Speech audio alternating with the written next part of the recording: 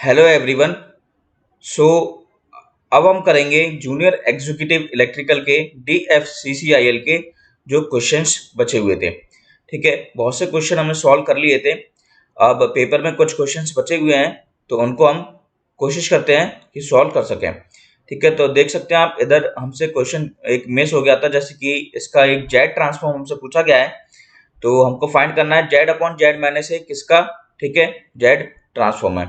तो हम जानते हैं ए की पावर एन यू एन का जेड ट्रांसफॉर्म होता है 1/1 minus z upon a inverse, और इसका आरओसी होता है z is mod of z is greater than mod of ए।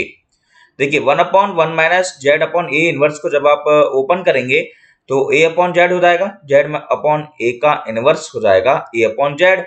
तो इसको जब आप सॉल्व करेंगे तो जेड और जेड कैंसिल, तो जेड अपॉन जेड माइनस ए आपका क्या आ जाएगा, आंसर आ जाएगा। देखिए नेक्स्ट क्वेश्चन आप देख सकते हैं, इसमें देखिए आपको लाप्लास ट्रांसफॉर्म फाइंड करना है। ठीक है, तो आपको क्वेश्चन गिवन है y of t equals to -2 t की e की पावर -t 4 e की पावर -t -4 e की पावर -2t। तो देखिए आप जानते हैं e की पावर -2t होता है तो 1/s+2 लिखते हैं, e की पावर -t होता है तो 1/s+1 लिखते हैं, और t का मल्टीप्लाई हो जाता है तो 1/s+1 का होल स्क्वायर लिखते हैं। उसी के साथ आप लाप्लास लिखेंगे तो -2/s+1 का होल स्क्वायर 4/s+1 -4/s+2, और आपका एलसीएम हो जाएगा s+1 का स्क्वायर इंटू s+2। ठीक है, अब आप एलसीएम लेके ऊपर सॉल्व कर देंगे और जब आप फाइनल इसका ओपन करके आंसर आएगा तो आपका आंसर आएगा option number 4। In the next question आपसे देखिए पूछा है ट्रायक क्रियात्मक रूप से में संयोजित दो थायरिस्टर का एक युग्म है। तो आप अच्छे से जानते होंगे कि जो ट्रायक है, ठीक है, वो आपके एंटी पैरेलल, देखिए प्रति समांतर का मतलब समांतर आप समझते हैं, पैरेलल होता है, और प्रति मतलब एंटी। ठीक है, तो एंटी पैरेलल कनेक्शन होता है आपका ट्रायक का, कुछ इस प्रकार से आपको दिखाई देता है। A1 A2 आपके टर्मिनल्स और गेट टर्मिनल्स होता है, और ट्राइक का एक क्या है, सिंबल है। देखिए इस क्वेश्चन में आपसे पूछा गया है कि ये जो आपको इक्वेशन दी है, ठीक है, एक कैसा सिस्टम है आपका, ठीक है, स्टैटिक है कि डायनेमिक है, कॉजल है कि नॉन कॉजल सिस्टम है। आप जानते हैं कॉजल सिस्टम हमारा क्या होता है, जो प्रेजेंट और पास्ट वैल्यूज पे डिपेंड करता है। नॉन कॉजल होता है जो फ्यूचर वैल्यूज पे डिपेंड करता है। स्टैटिक होता है जो प्रेजेंट वैल्यू पे डिपेंड करता है, और डायनेमिक होता है जो मेमोरी बेस्ड सिस्टम होता है, फ्यूचर पे जो डिपेंड करता है। तो देखिए इन क्वेश्चन में हम n की वैल्यू 0 रखते हैं और देखते हैं कि 1/3 x of 0 plus x of 0 रखने पे -1 हो जाएगा, और 0 रखने पे 2 हो जाएगा। देखिए अब ये x ऑफ 2 है, यानी कि फ्यूचर वैल्यू पे डिपेंड कर रहा है। ठीक है, ये डायनेमिक होगा और साथ साथ नॉन कॉजल सिस्टम होगा। ठीक है, क्योंकि x ऑफ 2 क्या आपका फ्यूचर वैल्यू हो गई, तो आपका गतिक मतलब होता है डायनेमिक, और गैर कारणात्मक सिस्टम होता है आपका नॉन कॉजल सिस्टम। देखिए नेक्स्ट क्वेश्चन में आपका पावर इलेक्ट्रॉनिक्स है। एक आपको स्टेप अप चॉपर दिया है, ठीक है, जिसमें आपको इनपुट वोल्टेज दिया है 200 वोल्ट, और टर्न ऑन टाइम दिया है 200 माइक्रोसेकंड।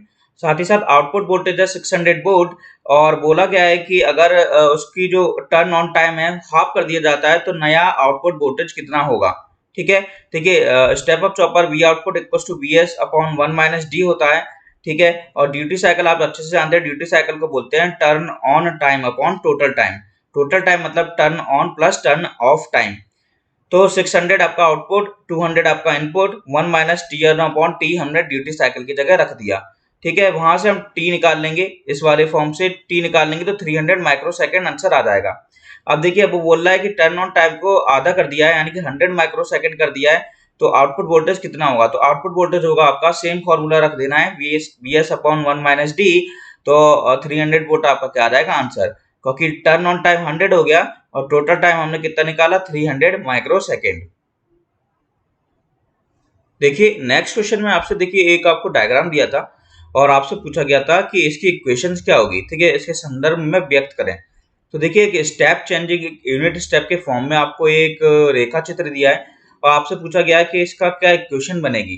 तो देखिए आपका ये नेगेटिव साइड में है और पॉजिटिव साइड तक जा रहा है, ठीक है। तो X of T equals to ये जो फॉर्म है आपका इस वाला E of T plus one बनेगा, क्योंकि जो नेगेटिव साइड में है उसको लिखते हैं प्लस के फॉर्म में, यानी कि टी माइनस वन है तो टी प्लस वन हो जाएगा, और अगर पॉजिटिव साइड है तो T minus one, T minus two, T minus three, कुछ इस प्रकार से हम लिखेंगे।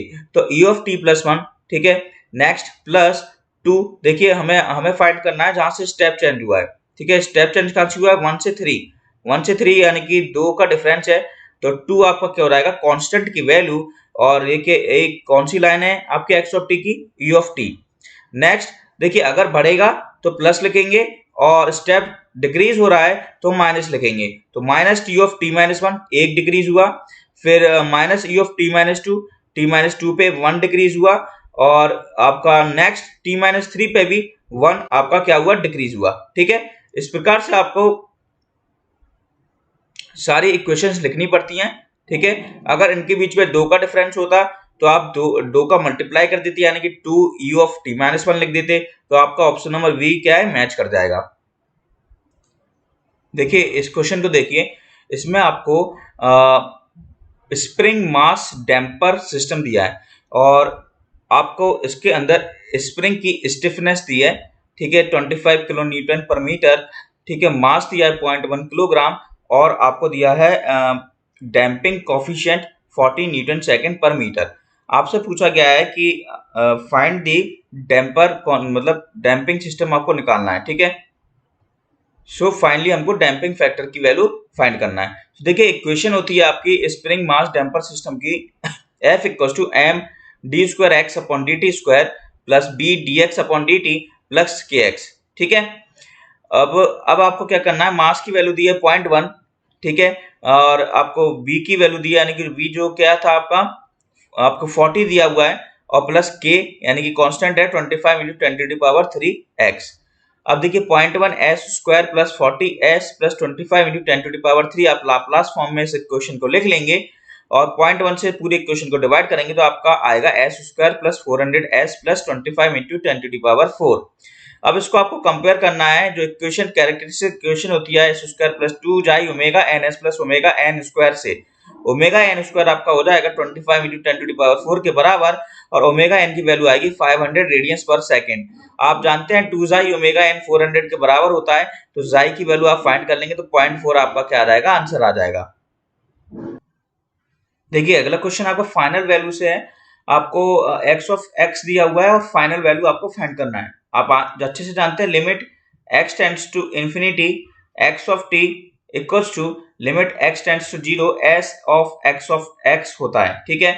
तो s ऑफ x की वैल्यू पुट करेंगे तो s से s क्या हो जाएगा, आपका कैंसिल हो जाएगा।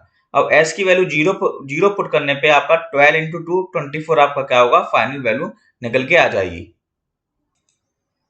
देखिए इस क्वेश्चन में आपके देखिए समय प्रक्षेत्र में 2 संकेत h ऑफ t और x ऑफ t, और उनकी फ्रीक्वेंसी में कन्वर्जन जब होता है f of t h of j omega और x ऑफ j ओमेगा, तो देखिए इसको बोलते हैं कन्वोल्यूशन, और इनका मल्टीप्लिकेशन होता है h of t x of t equals to h of j omega x of j omega time into frequency change, और इसको बोलते हैं कन्वोल्यूशन, और इनका क्या होता है, मल्टीप्लिकेशन बिटवीन ईच अदर। देखिए यह एक क्वेश्चन है, और इस प्रणाली के जिसका अंतरण फलन आपको दिखाया गया है, देखिए आपको लास्ट पढ़ना है, इसमें आपको पोल्स की संख्या निकालनी है, ठीक है। तो ध्रुवों की संख्या आपको क्या होगी, आपको ये ट्रांसफर फंक्शन दिया हुआ है, तो देखिए जितने ऑर्डर होता है मैक्सिमम ऑर्डर, उतने ही नंबर ऑफ आपके पोल्स होते हैं, तो आपको ध्यान रखना है, बहुत अच्छी बात है। 4 जो आपका है ये आपका क्या आएगा, आंसर आ जाएगा।